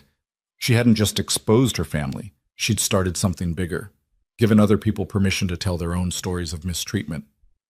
Good, she said aloud, surprising herself. Good. December brought the first real snow, transforming the ranch into something from a painting. Evelyn stood on the porch, watching it fall, a shawl wrapped around her shoulders, thinking about how much had changed in 8 months. She'd gone from unwanted daughter to respected healer, from family embarrassment to beloved wife, from worthless to invaluable. The transformation hadn't been smooth or easy or anything like the stories she'd read in novels. It had been messy and painful and full of moments where she'd wanted to quit, wanted to run, wanted to go back to being small and invisible because at least that was familiar. But she hadn't. She'd stayed, fought, built something real. You're going to freeze out here, Riker said, appearing with a second shawl. He wrapped it around her, pulled her back against his chest. What are you thinking about? Everything. Nothing. How strange life is. That's specific. She laughed. I'm thinking about how my family sent me here expecting me to fail. And how I almost did fail, dozens of times. How I still feel like I'm making it up as I go, hoping nobody notices I don't actually know what I'm doing. You saved 7 lives this year, 7 that we know of. I also lost 2. Mrs. Henderson's baby, that miner who came in too late with blood poisoning. You can't save everyone? I know. But I still remember them, still wonder if I could have done something different. He turned her to face him. That's what makes you a good doctor, Evelyn. The ones who stop caring about the ones they lose. They're the dangerous ones. You care. You try. You don't give up even when it's hard. That's worth more than formal training any day. She wanted to believe him. Most days she did. But doubt was a stubborn companion, always lurking just out of sight. Christmas came quiet and simple. No parties, no elaborate celebrations, just dinner with Martha and Pete's family, Tommy now walking with barely a limp, Sarah's baby fat and healthy and loud. They exchanged small gifts. Evelyn gave Martha a new shawl she'd knitted, received a beautiful quilt in return. Riker gave her a real medical bag, leather and professional, with her initials embossed on the side. So you stopped carrying supplies in that old flour sack, he said. She cried. Couldn't help it. The bag meant he saw this as permanent, saw her as a real doctor, believed in what she was doing enough to invest in proper equipment. Thank you, she whispered. Thank you for staying, for choosing this, for choosing me. That night, wrapped in quilts against the winter cold, Evelyn thought about choice. Her family had never given her real choices, only the illusion of choice followed by punishment for choosing wrong. But here, every day was a choice, to stay or go, to help or turn away, to love or protect her heart. She chose to stay, chose to help, chose to love. And that made all the difference. The new year brought a letter that changed everything, not from Boston, but from the territorial governor's office. Inside was an official document, stamped and sealed, recognizing Evelyn Callahan as a certified medical practitioner for Colorado Territory. Not a full doctor, the law still didn't allow that, but official acknowledgement of her work and permission to continue practicing medicine. How did this happen? She asked Riker, stunned. I might have had something to do with it. Martha and I gathered testimonials from everyone you've helped, sent them to the governor with a petition, figured if you're going to keep saving lives, you should at least get official permission to do it. She stared at the document, at her name in formal script, at the seal that made it real and legal and recognized. I'm official. You were always official. Now you just have paperwork to prove it. Word spread fast.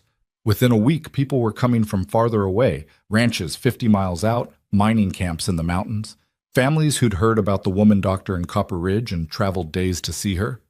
Evelyn set up proper office hours, organized her supplies, started keeping detailed medical records. She also started teaching.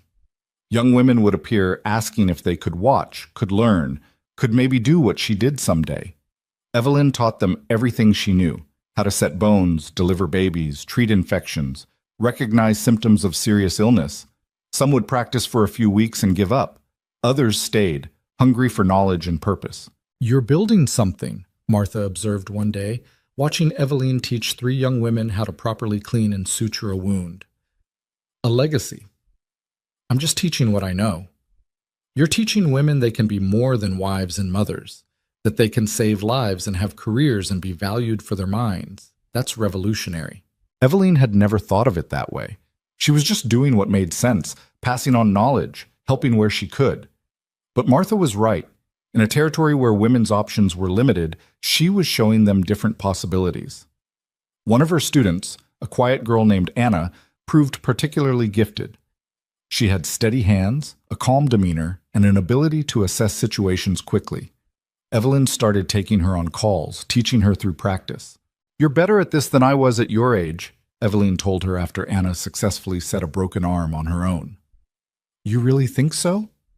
I know so. You've got the instinct for it, the care. Anna's eyes shone. My father says it's not proper work for a lady, says I should focus on finding a husband.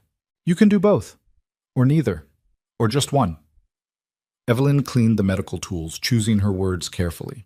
The point is, it's your choice, not your father's, not society's, yours. Don't let anyone take that from you. Spring arrived slowly, the snow melting to reveal the ranch transformed. Riker had expanded the cattle operation using the money Evelyn's financial management had saved. They'd hired 2 more hands, fixed the fences, invested in better breeding stock. The ranch that had been barely surviving was now thriving. "We should celebrate," Riker said one evening in April, almost a year since Evelyn had first arrived. "Throw a party. Invite the whole territory." "A party? You hate parties." "I hate Boston parties. But a Colorado party? Good food, decent people, maybe some dancing? That sounds all right." They held it on a Saturday in late April. Families came from all over, people Evelyn had helped, people who'd heard about her, people who just wanted to be part of the community.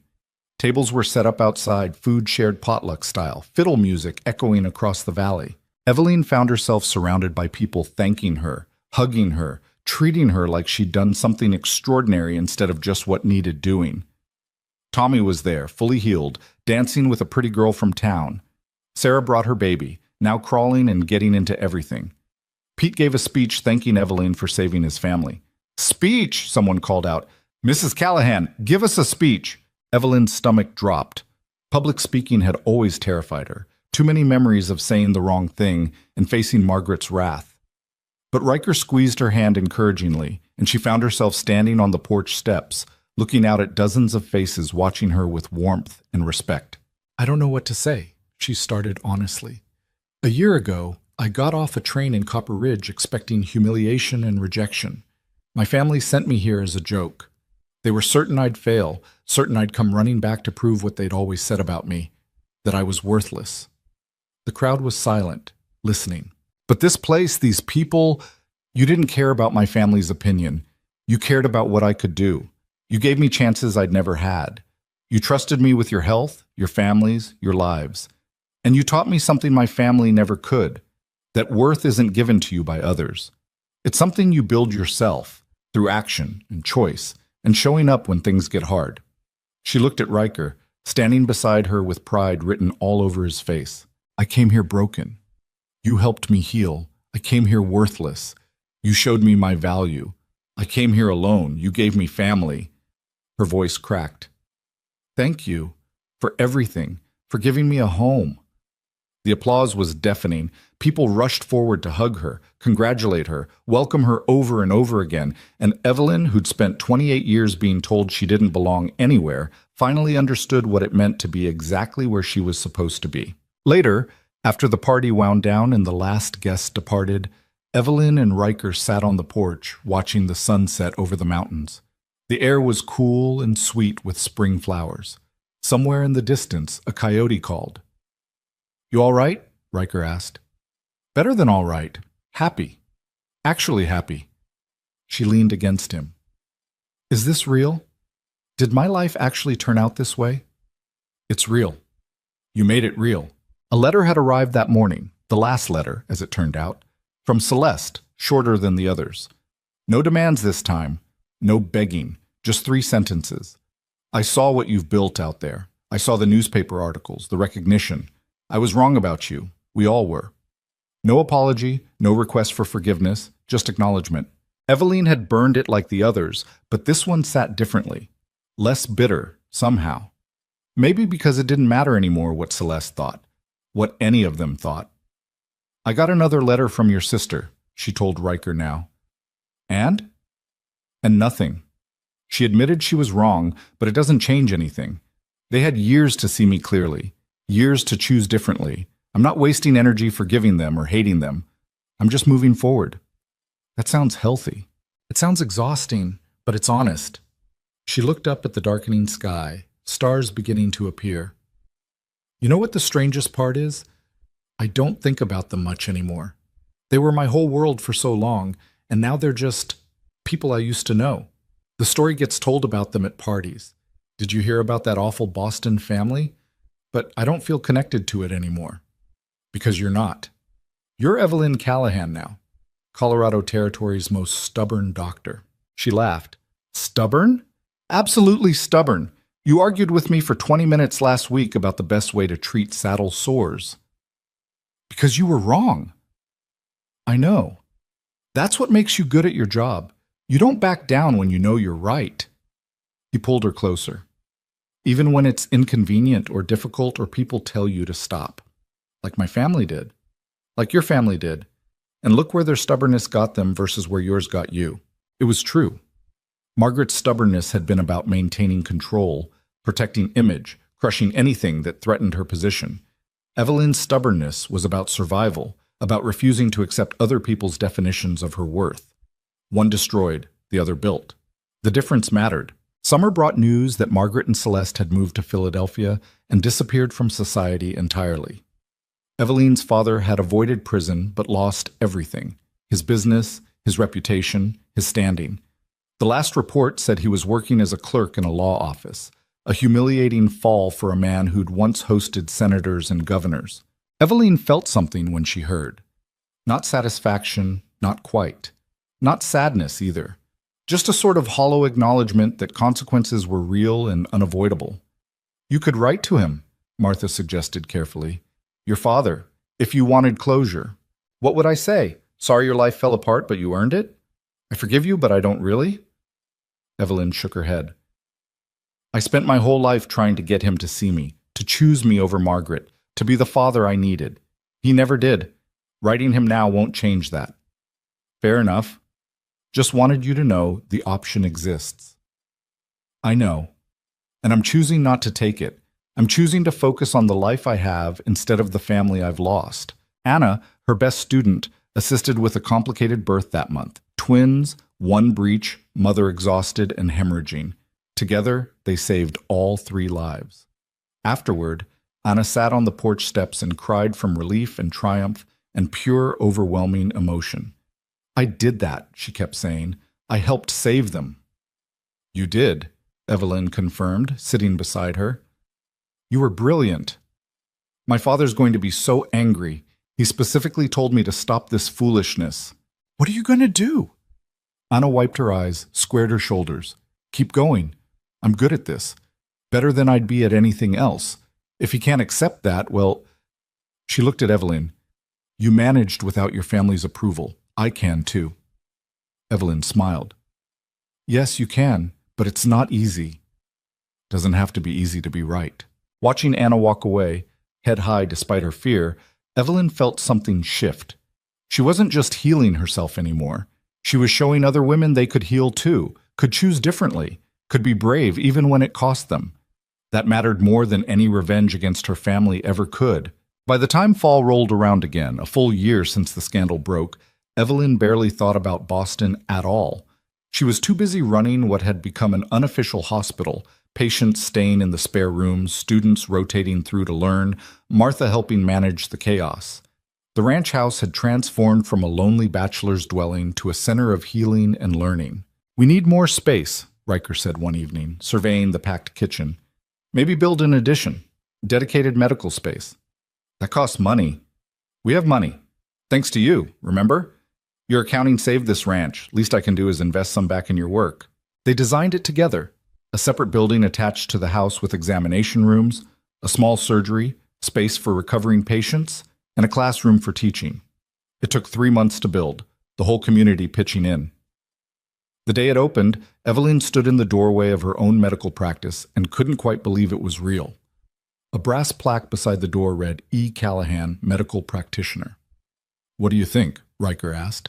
"I think the girl who got off that train 18 months ago wouldn't believe this is her life now." Good thing she grew into a woman who earned it then. That night, lying in bed in the house that had become home, Evelyn thought about the journey. From worthless to valued. From powerless to powerful. From victim to victor. But those words felt too simple, too clean. The truth was messier. She still had days where doubt crept in, where old insecurities whispered that she was playing pretend at being a doctor. Still had moments where she wondered if her family had been right about her all along. The difference was, those voices didn't control her anymore. She could acknowledge them and keep moving forward anyway. "You're thinking too loud," Riker mumbled sleepily beside her. "Sorry." "What about?" "About how I used to think happiness was something you earned by being good enough, pretty enough, perfect enough. And how I'm learning it's actually about being brave enough to choose it even when you're scared." He pulled her closer. "That sounds wise. Or exhausted. Hard to tell the difference sometimes. Both can be true." That became her philosophy. Both things could be true. She could miss the father she'd once had and be glad she left. could feel guilty about her family's downfall and believe they deserved consequences, could be terrified of failing as a doctor and keep practicing anyway. Life wasn't clean narratives or perfect transformations. It was complicated and contradictory and required constant choice. She chose to keep going. Every single day, she chose to keep going. And somehow, that was enough. 2 years after her arrival, a letter came that made Evelyn stop in her tracks. From Mrs. Patterson, again, writing with news that Margaret had died. Pneumonia, quick and merciless. Celeste was reportedly devastated. Her father had attended the funeral but left immediately after. "I thought you should know," the letter concluded. "Even though she treated you poorly, she was still family, whatever that means." Evelyn sat with the letter for a long time, waiting to feel something. Grief, relief, vindication, anything. But all she felt was a distant sort of sadness for the waste of it all. Margaret had spent her life building walls, maintaining control, crushing anyone who threatened her carefully constructed image. And she'd died alone in a city where no one really knew her, mourned by a daughter who'd learned all her worst lessons. What a sad, small way to live. "Martha died," Evelyn told Riker that evening. "I'm sorry, are you all right?" "I don't know. I should feel something more, shouldn't I? She made my life miserable for 16 years, but mostly I just feel tired. Tired of thinking about her. Tired of giving her any space in my head at all." "Then stop. You don't owe her your grief or your anger or your attention. You're allowed to just let it go." So she did. She let Margaret go, let the years of cruelty fade into something distant and less sharp. Not forgiveness, she'd never quite managed that, but something close to indifference. Margaret had lost, not because Evelyn had destroyed her, but because Evelyn had moved on and built a life Margaret could never touch. That was victory enough. The third spring brought Evelyn's own pregnancy, discovered when she treated a patient for the same symptoms she'd been experiencing. The realization hit her like lightning. She was going to be a mother. "You're sure?" Riker asked, his face cycling through shock and joy and terror. "Completely sure. I'm a doctor, remember? I know the signs." He pulled her into his arms, held her like she might break. "A baby. Our baby. Are you happy?" "I'm terrified, but yes. Happy." Evelyn understood the terror. She'd spent years watching Margaret be a mother, watching her use children as weapons, as status symbols, as pawns in her social games. The thought of becoming what Margaret had been made her stomach turn. "I won't be her," she said aloud. "What?" "Margaret. I won't be like her. I won't make our child feel worthless or unwanted. I won't—" "Evelyn," Riker cupped her face. "You're nothing like her. You're incapable of being like her. Our child is going to grow up knowing they're loved, valued, and supported no matter what, because that's who you are." She wanted to believe him, spent the pregnancy working to believe him, catching herself every time an old pattern of thought emerged, every time she heard Margaret's voice in her head telling her she'd fail at this too. But she also watched how the community rallied around her, how Martha started knitting baby clothes, how Anna insisted on being present for the birth, how Riker transformed a bedroom into a nursery with his own hands. This baby would have what she never did, a whole community of people ready to love and support them. The birth came in late December, appropriately dramatic. Labor that lasted 14 hours, Evelyn cursing her medical knowledge because she knew exactly what was happening at every stage and couldn't do anything but endure it. Anna and Martha both attended, and Riker held her hand the entire time, white-faced but present. When her daughter finally arrived, small and red and screaming with impressive volume, Evelyn felt something crack open in her chest. Not break. Open. Like a door that had been locked for decades suddenly swinging wide. "She's perfect," Riker whispered, tears streaming down his face. "She's loud," Evelyn said, laughing and crying simultaneously. "Already stubborn, I can tell." They named her Charlotte after Evelyn's mother. A gift to a woman who'd died too soon. A promise to do better with this new life. Holding Charlotte, Evelyn thought about cycles and patterns and choices. She'd been given a template for motherhood that was toxic and cruel. But she didn't have to follow it. She could choose differently. Could be gentle where Margaret was harsh, supportive where Margaret was critical, loving where Margaret was cold. Breaking a cycle was hard. required constant vigilance, constant choice. But Evelyn had spent 3 years choosing her own path over the one laid out for her. She could keep choosing. Charlotte grew, thriving under the combined attention of parents, extended community, and half a dozen unofficial aunts who treated the ranch house like their second home. Evelyn's practice continued, though she cut back hours to spend time with her daughter. Anna took on more responsibility, eventually becoming skilled enough to handle most cases on her own. "You're building a legacy," Martha said, watching Anna treat a patient while Evelyn supervised with Charlotte strapped to her chest. "Women helping women. Knowledge passed down. None of this existed before you got here. I just did what needed doing." Stop saying that like it diminishes what you've accomplished. You changed this entire territory. Women here have options now because of you. That matters. It did matter. Evelyn could see it in the young women who came to study, in the mothers who trusted her with their children's lives, in the community that had embraced a woman doing work society said she shouldn't do. She'd changed things. Not alone, never alone, the community had made it possible, but she'd been the catalyst. Years passed. Charlotte grew into a bright, confident child who followed Evelyn on medical calls and asked endless questions. More students came and went, some staying to practice medicine throughout the territory. The ranch prospered. Evelyn's reputation grew until people traveled from other states to consult with the woman doctor who'd made a name for herself in Colorado. Through it all, not a single letter from Boston. Her father sent nothing. Celeste sent nothing. The rest of the family acted as if Evelyn had never existed. And Evelyn found she preferred it that way. She built a life they couldn't touch, raised a daughter they'd never know, made a difference they'd never understand. On the 5th anniversary of her arrival in Colorado, Evelyn stood on the porch watching sunrise paint the mountains gold and pink. Charlotte was sleeping inside. Riker was already out with the cattle. The medical building stood sturdy beside the house. Somewhere in town, Anna was probably treating a patient using skills Evelyn had taught her. 5 years ago, she'd been a punchline, a cruel joke designed to embarrass a frontier rancher and humiliate an unwanted daughter. Now she was a doctor, a wife, a mother, a teacher, a cornerstone of her community. The transformation hadn't been magical or smooth. It had been brutal and messy and painful. She'd fought for every inch of ground, questioned herself at every turn, battled doubt and fear and old wounds that never quite healed completely. But she'd done it. Built a life worth living from the scraps her family had thrown away. Martha appeared on the porch, coffee in hand. "You're up early." "Couldn't sleep. Too much thinking." About? About how strange it is that the worst thing that ever happened to me, being sent here as a joke, turned out to be the best thing that ever happened to me. Martha sipped her coffee. "I don't think that's strange at all. Sometimes the thing we think will destroy us actually sets us free. Your family thought they were getting rid of a problem. Really, they were giving you permission to finally live." Evelyn nodded slowly. "I spent so long trying to earn their love, their approval, their basic respect. And I never could, no matter what I did. Out here, I stopped trying, just started being myself, and that was enough. More than enough. You're exactly who this place needed." As the sun climbed higher, Evelyn thought about the girl who'd stepped off that train, scared, hurt, convinced she was heading toward another rejection.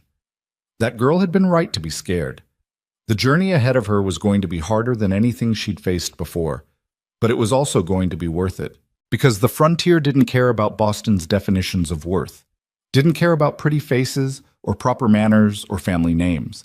The frontier cared about what you could do, who you helped, how you showed up when things got hard. And Evelyn had shown up. Every single day for 5 years she'd shown up. Her family had sent her west believing she would fail. They'd placed bets on how quickly she'd come crawling back, how thoroughly she'd be humiliated, how completely the joke would land. They'd been wrong about all of it, because the joke wasn't on Evelyn or Riker or anyone in Colorado. The joke was on the people who'd been too blind to see what they had when they had it, too cruel to recognize value when it stood right in front of them, too small to imagine that a woman they'd labeled worthless might actually be worth everything. Evelyn Callahan stood on her porch watching the day begin, her daughter sleeping inside, her practice thriving, her life full of purpose and love and choice. And she knew, deep in her bones knew, that the woman Boston had thrown away had become exactly who she was always meant to be. not in spite of being rejected, but because of it. Sometimes the best thing family can do for you is let you go, give you the freedom to find out who you are when nobody's telling you who you should be. Eveline's family had done that, though not intentionally, and she'd taken that freedom and built an empire from it. Not of wealth or status or the things they valued, an empire of purpose, of healing, of women helping women, of breaking cycles and choosing differently, of proving that worth isn't given, it's claimed. The sun rose fully now, flooding the valley with light. A new day. Another chance to choose who she wanted to be. Eveline chose to be exactly herself. Stubborn,